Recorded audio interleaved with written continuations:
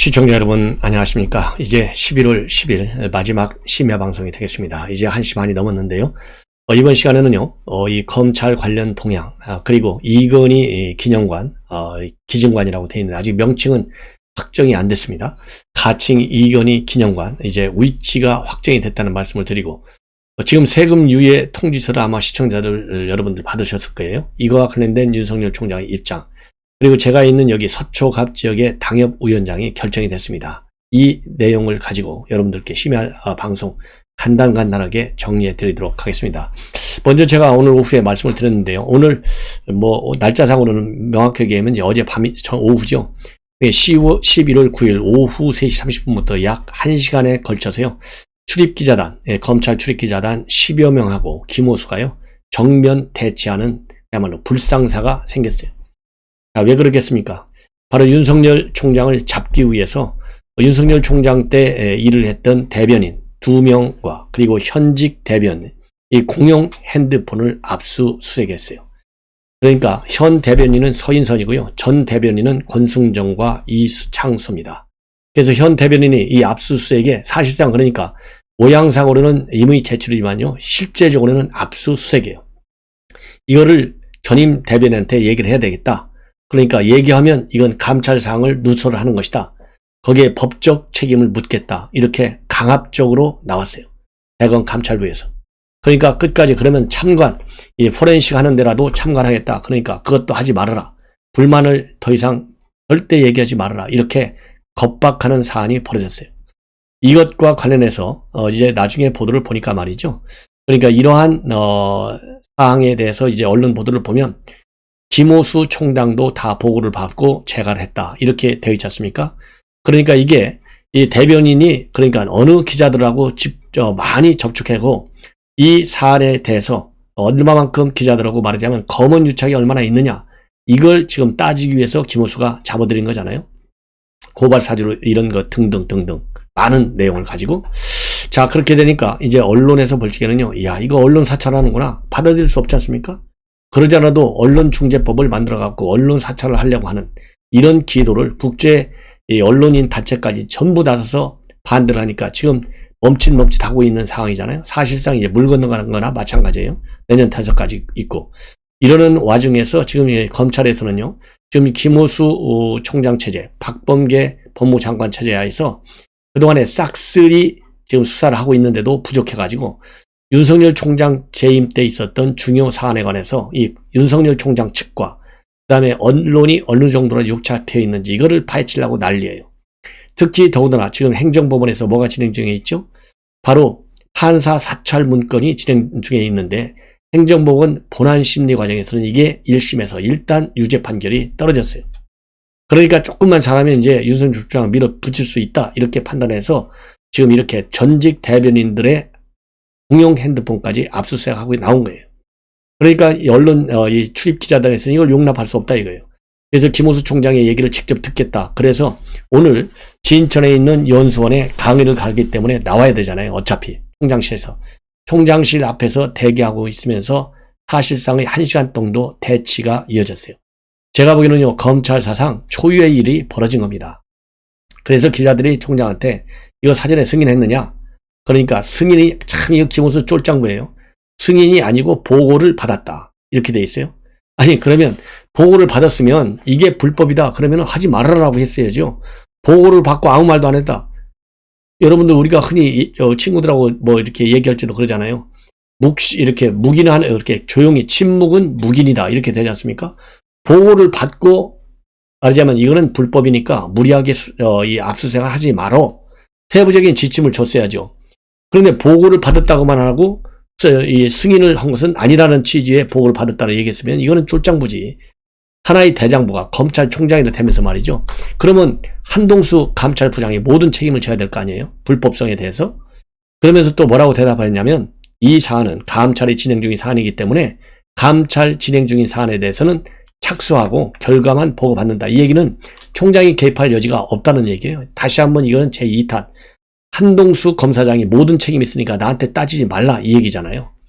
그래서 이러한 휴대전화 압수 내용을 통보받았다 이렇게만 얘기한 거예요. 그러니까 철저하게 법률적으로 계산만 해서 김호수는 어떻게 하면 법률적 책임을 면하느냐, 여기에만 맞추고 모든 법률적 책임은 한동숙 감찰 부장한테만 다 씌우는 답변을 한 거예요.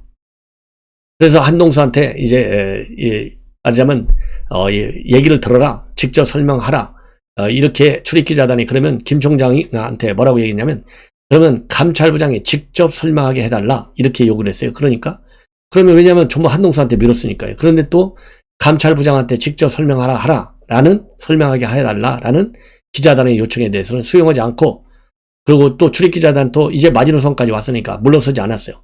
그러면서 1시간 동안 대치가 됐습니다.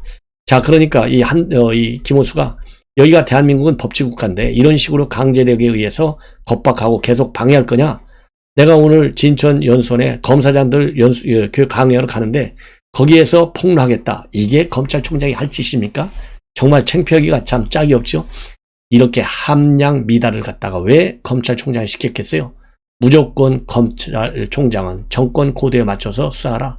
이 정치적인 딱 기준선을 제시해 준 거예요. 그러니까 이렇게 철저하게 된 거 아니겠어요? 그래서 지금 감찰 3과에서 이거를 했는데요. 감찰 3과에서는 고발사주 의혹, 장모 대응 문건 이런 것과 관련해서 대검 대변인의 업무 휴대전화를 임의 제출받았다. 이렇게 지금 나오고 있어요. 장모 대응 문건이라는 것이 바로 이 검찰과 언론의 유착관계, 윤석열의 유착관계를 캐겠다는 얘기예요. 예. 고발사주도 마찬가지입니다. 예. 이 윤 총장의 개입 혐의를 어디에서도 찾을 수가 없으니까, 아니 개입을 안 했는데 어디서 찾아요? 여기 대변인 핸드폰에서만이라도 찾겠다. 이래서 압수수색을 한 거예요. 그러니까 얼마나 치사한 압수수색이고 참 지저분한 이 검찰권 행사냐, 이거를 알 수 있을 것 아니겠습니까? 자, 그러면서요, 이 김호수 총장은 이렇게 기자단이 요구하는 직접 설명을 들을 날짜를 정하자. 이렇게까지 얘기했지만은 전혀 받아들이지 않았어요. 그래서 기자단은 오늘 오후에 말이죠. 10일, 이런 게 날이 새면 오늘 오후에 다시 김호수 총장을 만나서 해명을 요구할 작정으로 있습니다. 자, 그러다 보니까요, 이제 한동수가 말이죠. 조금 전에 SNS를 통해서 지금 이게 12시가 다 돼서야 본인의 패복, 왜냐하면 공식적인 입장문을 내지 않겠다는 게 지금 이 검찰의 입장이거든요. 그런데 비해서 기자단에서는 공식 입장을 내라 이렇게 돼 있어요. 그러니까 편법으로 SNS 계정을 통해서 입장을 내놨습니다. 서면 입장을 낸 거예요. 예. 자, 어떻게 되어 있느냐? 감찰은 수사와 구분되지만 수사에 준해 형사소송법의 취지와 대검 내부 규정에 따라서 공용 휴대전화를 임의로 제출받았고 포렌식한 것이다. 이렇게 입장문을 냈습니다. 자, 그리고요, 그러니까 이제 서면 입장문을 내겠다라고 하는 거에 대해서 기자단이 이것도 거부했어요. 그러니까 부득이 페북 계정에 이렇게 입장문을 편법으로 낸 겁니다. SNS를 통해서. 그리고 이미 초기화된 공용 휴대전화를 대검 대변인실의 협조를 받아서 임의 제출 받은 것이고, 강제로 받은 것이 뭐 협조를 받아요? 거짓말이죠. 그 과정에서 제출 안 하면 감찰 사안이라고 한 바는 없다. 문제될 것은 전부 다 부인하고 있어요. 그리고 공용 휴대전화 보관자가 참관을 원치 않아 전문 수사관 입회 하에 포렌식을 실시하고 그 과정을 녹화하는 등 신뢰성 확보를 위한 조치를 했다. 그리고 공용 휴대전화는 사용자 변경 과정에서 수회 초기화된 관계로 포렌식 결과 아무런 정보도 복원할 수 없었다. 포렌식 결과 보고서도 그 취지로 작성됐고 현재 대검에서 공용 휴대전화를 보관 중에 있다. 아니 그러면 이 인수인계자 대변인 바뀔 때마다 초기화됐으면 거기가 빈 깡통 휴대전화라는 거 모르면서도 이렇게 무리하게 했습니까? 정말 무식하잖아요. 예. 그리고 또 이 공수처와의 사전 협의, 그러니까 이렇게 대검에서 감찰을 통해서 포렌식한 결과를 다 가지고 있으면 공수처에서는 아주 손 안 대고 코 푸는 격이에요. 그대로 대검을 압수해서 이걸 가져가는 거예요. 그래서 고발사주 의혹과 관련된 공수처의 수사에 활용하는 거예요. 이렇게 꼼수를 부린 겁니다. 공수처하고 검찰하고. 그래서 이 감찰부 측에서는요, 공용 휴대전화 보관 여부, 그 다음에 확보 과정, 포렌식 절차 등에 있어서 공수처와 일체 연락한 바가 없다. 공수처도 대검 감찰부의 뉴스포스 보도 의혹, 장모 대응 문건 등 작성 관련 의혹, 진상조사 기록을 압수해 의 결과 보고서만 입수했다. 이렇게 밝히고 있습니다. 자, 그리고요, 이 대검 출입기자단하고 김 총장의 대치 상황을 인식한 발언도 덧붙이고 있어요. 감찰부 측에서는요, 검찰과 언론의 소통을 위한 중요 매개체인 공용 휴대전화의 특성을 고려해서 더욱 신중하고 세심한 배려가 필요했다는 지적을 무겁게 받아들인다. 향후 절차상 논란이나 불필요한 오해가 없도록 업무 처리에 더욱 만전을 기하겠다. 이렇게 입장을 밝혔습니다. 자, 참고적으로 말이죠. 이 휴대전화는 작년 8월까지는 권순정 대변인이, 그리고 올 7월까지는 이창수 대변인이, 그리고 서인선 대변인은 최근에 새로 휴대전화를 바꿨다고 합니다. 예. 자, 그래서 이렇게 김 총장은요, 이 사전에 진상조사, 압수수색의 필요성을 보고받고 이것을 집행한 것으로 알려지고 있기 때문에 논란이 계속되고 있는 그런 상황입니다. 자, 이번에는요, 지금 이 검찰청사에 또다시 근조화환으로 뒤덮이고 있습니다. 오늘까지 현재요, 한 250m 정도로 쭉 들어서 있고 200개 정도의 근조화환이 쭉 전시되어 있는데 앞으로 한 400개 정도까지 늘어날 것으로 전망이 됩니다. 윤석열 총장 때도요, 이렇게 이 화환이 많이 왔는데요. 그 당시에도 이 보수단체가 말하자면 이러한 이 화환을 설치했어요. 근데 이번에도 그러한 이 보수단체가 이렇게 설치하는 것으로 되어 있고요. 여기에 화환을 보내고 싶은 사람은 이 보수단체를 통해서 말하자면 주문을 하면 그 단체 측에서 이 화환업체하고 협조해서 여기에 전시를 하는 것으로 그렇게 지금 알려지고 있어요. 그래서 이 내용을 보면 이 대장동 특검 촉구, 그리고 대장동 수사의 공평성 촉구하는 그러한 이 근조화환인데요. 대검청사 인근 서초경찰서 입구에서부터 시작해서 대검청사를 지나서 대법원 정문에 이르는 길이 250m의 인도를 근조화환 191개가 꽉 채우고 있다. 그래서 대검 앞 인도에는 더 이상 자리가 없어서요, 근조화환 20개는 건너편에 있는 중앙지검 청사까지 지금 놓여져 있다고 합니다. 그래서 지난 1일부터 시작해서 일주일 동안에 지금 현재 배 이상의 근조화환이 전시되어 있습니다. 이 화환의 대부분은요, 대장동 개발 사업 특혜 의혹에 대한 검찰 수사를 비판하고 있고 특별 검사 도입을 촉구하는 내용으로 되어 있습니다.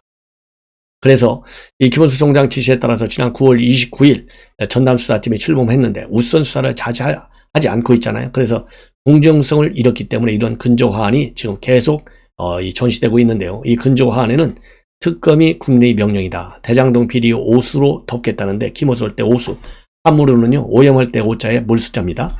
오수로 덮겠다네, 꿈 깨라, 오수야 낮잠이나 자라, 대장동 비리 특검이 밝힌다, 고개 숙인 검찰, 화천대유 주인이 무섭다, 이런 내용이 적혀져 있다고 합니다. 그리고 종종 말이죠, 이재명 이번 사건과 관련해서 무죄 판결을 주도한 권순일 전 대법관을 비판하는 문구도 보이고 있다고 합니다. 자, 그래서요, 이 근조화환은 보수단체가 오는 27일까지 경찰에 근조화환 전시 목적으로 집회 신고를 내고 설치한 것입니다. 그래서 27일까지는 전시가 되는 것이죠. 그래서 시민들이 자비로 구입한 근조화환을 배달 업체를 통해서 보내오면 이 단체가 대신 관리를 해준다고 합니다. 그리고 이 단체는요, 작년 10월에는 대검 앞에 윤석열 당시 총장을 응원하는 화환을 설치하기도 했습니다. 그래서요, 윤석열 응원화환은 당시에 355개 정도가 설치됐는데 이번에 정치검찰 규탄 근조화환은 최대 400개 정도까지 될 것이다. 이렇게 지금 이 단체는 밝히고 있습니다. 자, 이번에는요, 윤석열 총장이 내놓은 입장문인데 여러분들 다 통보를 많이 받으셨을 거예요. 전국민 지원금을 주려고 지금 세금 유예 통보서를 국세청에서 일괄 지금 각 뭐라고 그럴까요? 통보해주고 있어요. 그래서 이거를 가지고 윤석열 총장이 이거 세금 깡하는 거냐? 이런 입장문을 내놨습니다. 그래서 간략하게 말씀을 드리면 이걸 이제 페북에다가 올린 입장문인데요. 국가재정은 정치자금이 아니다, 이런 제목의 글로 되어 있습니다. 그래서 민주당의 전국민 재난지원금 지급 예산을 마련하기 위해 세금 납부 유예 방안을 검토 중이라고 한다. 국가재정법상 세수가 남으면 채무상환과 지방교부세 등에 우선 활용해야 한다. 그런데 올해 세수로는 재난지원금 재원을 마련하기 힘드니까 꼼수를 쓰고 있는 것이다. 이렇게 비판하고 있어요. 그러면서 전국민 재난지원금은 악성 포퓰리즘이라는 비판을 수없이 받아왔다. 그럼에도 불구하고 민주당은 세금 납부 시차를 교묘하게 조정해서 어떻게 해서든지 돈을 뿌리려고 시도하고 있다. 카드 깡에서 아이디어를 얻은 것인가? 세금 깡이라고 해도 할 말이 없다. 이렇게 비판하고 있어요. 그러면서 민주당의 전 국민 재난지원금은 보조금 수령단체 비용은 서로 다른 일처럼 보이지만 본질은 같다. 결국 국가재정의 정치 자금화이고 정권과 이권을 혼동하는 것이며 선출 권력을 국가재정 약탈 면허 정도로 보는 것이다. 국가재정을 자기들 통장 예금으로 생각하지 않고서는 그럴 수가 없다. 예. 그리고 정치인의 철학은 어떻게 돈을 걷어서 어떻게 쓰느냐로 드러나게 마련이다.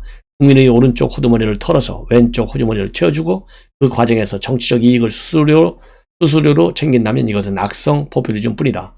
국민은 아무것도 없는 것이 없을 뿐만 아니라 재정 운영의 문란으로 결국 피해자가 되고 만다. 그러면서 마지막으로요. 세금은 국민의 피와 땀이다. 국가 재정 운영의 기준은 정치적 이익이 아닌 국민적 필요다. 더 어려운 국민에게 더 많이 돌아가야 하며 더 급한 국민에게 더 빨리 돌아가야 하는데 국가재정은 그러한 원칙에 따라 엄격하게 운영해야 한다. 정치란 이것을 고민하는 과정이자 그 결과에 대한 책임이다. 민주당은 국가재정을 정치자금으로 쓰려는 시도를 당장 멈춰야 한다. 그렇지 않으면 당장 이번 대선에서 국민의 심판을 면하기 어려울 것이다. 이런 입장문을 내놓고 있습니다. 자, 정말 이 민주당의 말이죠. 이러한 이 꼼수, 정말 여러분들 피곤하시죠? 예, 감당할 방법이 없네요. 예. 자, 이제 이건희 기증관 관련해서 간략하게 말씀을 드리면요. 최종적으로 지금 문화관광과 결정하기를 국가기증 이건희 소장품 활용위원회에서 송현동에 있는 37,000여 평방미터, 그러니까 한 1만여 평 부지를 기증관 건립 부지로 하기로 최종적으로 결론이 났습니다. 자, 그래서 이제 앞으로, 그러니까 이제 오늘이요, 날이 새면 황희 장관하고 오세훈 시장이 이건희 기증관 건립을 위한 업무 협약을 맺습니다. 그동안에 용산 부지 두 곳하고 송현동을 연구해 왔는데요. 연구 용역 결과 송현동 부지가 인근에 국립현대미술관이 있고 국내 최고의 전문성과 역량을 갖춘 인력과 협약하기 쉽고 또 접근성도 뛰어나다.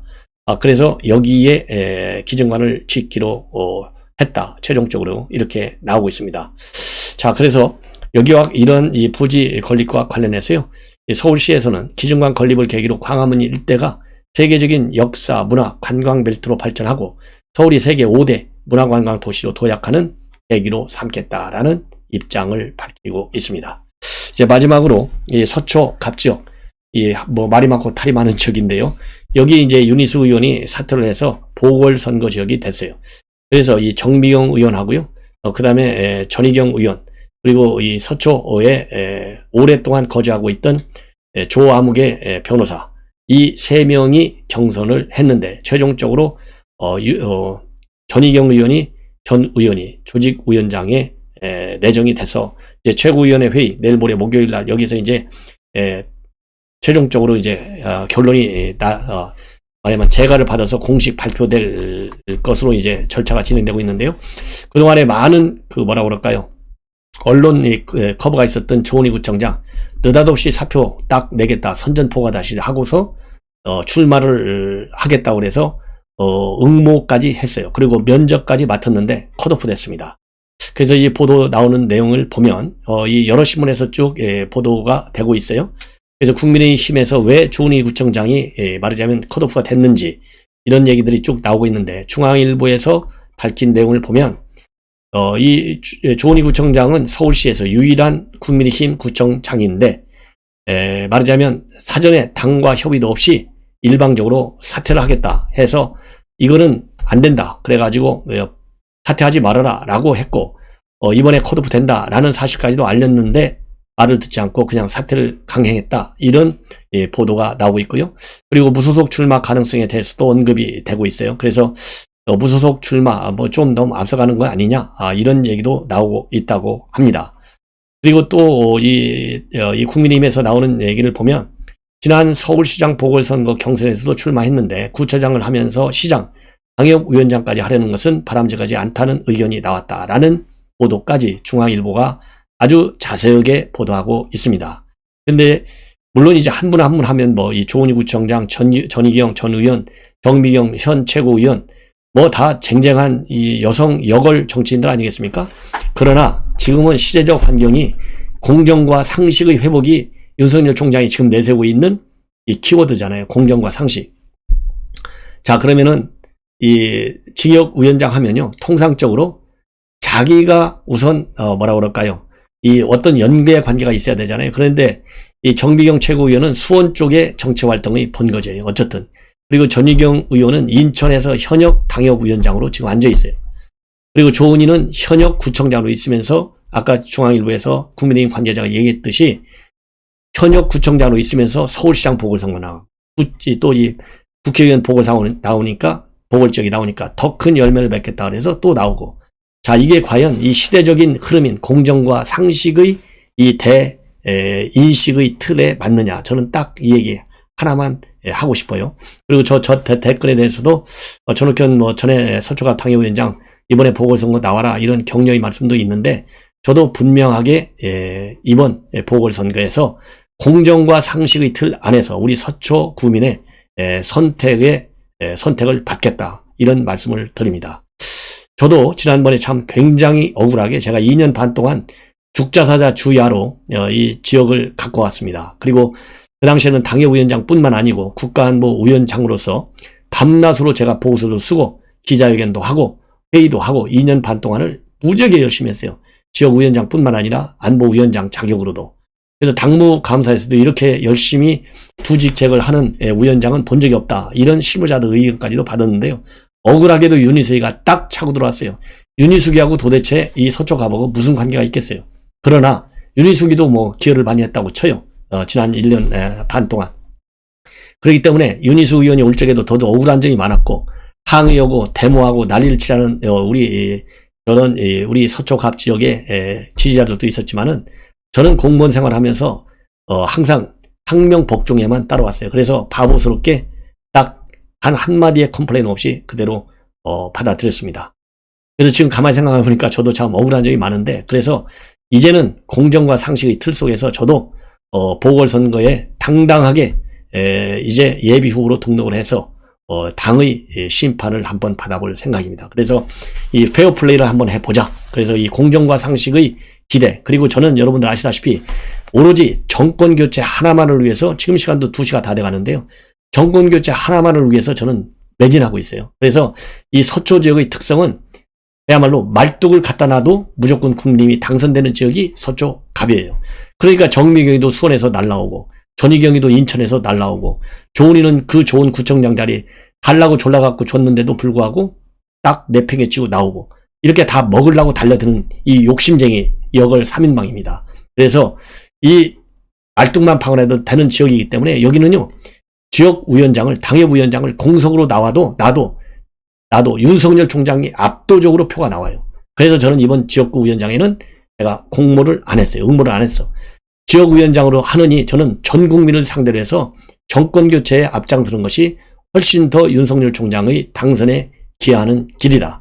이재명을 꺾는 길이다. 이렇게 판단했기 때문에 지역위원장 중요한 걸 알지만 그리고 제가 지난번에 한 번 했고 2년 반 이번에 지원장으로 하면 차기 공천 과정에서 유리한 말하자면 평가를 받을 수 있는 객관적 여건을 갖추고 있다는 것을 저도 바보가 아니기 때문에 알지만 저는 정권교체가 최우선이다. 그리고 여기는 말뚝만 박으면 말뚝 박아도 된다라고 하는 이 지역 특성을 알기 때문에 저는 지역위원장 공모에는 일체 응하지 않았습니다. 그래서 우리 시청자 여러분들께서 저에게 나오라 이렇게 격려의 좋은 말씀을 드리는데요. 물론 저도 부족한 점이 많이 있죠. 그러나 공부를 통해서 우선은 부족한 점을 채워가면서 정권교체에 앞장을 쓰고 그리고 지역은 막말로 얘기해서 지역위원장 하고 싶은 사람 하라 이거예요. 그리고 공정과 그리고 상식에 입각한 선택을 받자 이겁니다. 그래서 우리 시청자 여러분들도요. 앞으로 여기가 전략적 선택 지역이 될지 또 아니면은 경선 구역이 될지 저도 잘 모르겠어요. 그러나 어떤 경우에도 제가 2년 반 동안 닦은 그야말로 당에 대한 기여 그리고 지금 현재도 정권 교체를 위해서 많은 분들이 뛰고 있지만은 저도 정권 교체를 위해서 뛰는 분들의 아주 탑 한 3% 안에 들 수 있을 정도로 제가 열심히 불철주야 노력하고 있습니다. 그래서 이런 걸 가지고 제가 심판을 받아볼 생각입니다.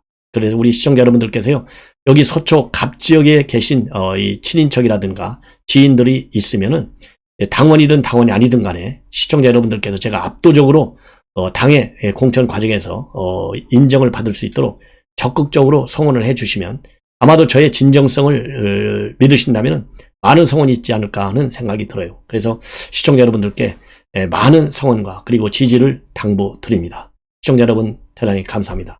편안히 주무십시오.